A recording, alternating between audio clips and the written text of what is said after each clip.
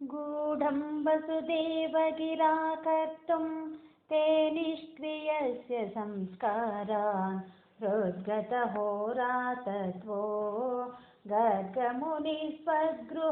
विभो गतवान् नन्दोतनन्दितात्मा वृन्दिष्टं मानयन्नमुं यमिनां मन्दस्मितार्द्रमूचे तत्संस्कारान् विधातुमुत्सुकदीः यदुवंशाचार्यत्वात् सुनिभृतमिदमाद्यकार्यमिति कथयन्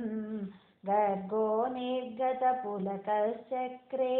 तव साग्रजस्य नामानि कथमस्य नाम पूर्वे सहस्रनाम्नो ह्यनन्तनाम्नो वा इति नूनं गर्गमुनिश्चक्रे तव नामरहसि विभो कृषिधातुणकाराभ्यां सत्तानन्दात्मतां किलाभिलपत् जगदगकर्षित्वं वां कथय दृष्टे कृष्णनाम ते व्यतनोत् अन्यां च नामभेदान् व्याकुर्वन्नग्रजे च रामादीन् अतिमानुषानुभावं न्यगदत्वाम् अप्रकाशयन् पित्रे स्नेह्यति यस्तव पुत्रे मुह्यति स नमायिकैः पुनः शोकैः रुह्यति यस्य तु नश्येत् इत्यवदत्ते महत्त्वं ऋषिवर्यः जेष्यति बहुतरदैत्यान् नेष्यति निजबन्धुलोकममलपदं श्रोष्यति सुवमलकीर्तिम् अस्येति भवद्विभूतिमृषिरुचे अमुनैव सर्वदुर्गं तरितास्तुता समप्रतिष्ठध्वं हरिरेवत्येन भिलपन्नित्यादि वामवर्णयः स मुनिः गर्भेत निर्गतेऽस्मिन् नन्दितनन्दादिनन्द्यमानस्त्वं मुद्गतकरुणो निर्गमय श्रीमरुत्पुराधीश गूढं वसुदेवगिरा कर्तुं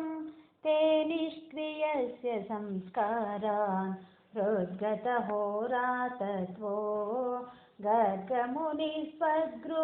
विभो गतवान् नन्दोतनन्दितात्मा वृन्दिष्टं मानयन्नमुं यमिनां मन्दस्मितार्द्रमूचे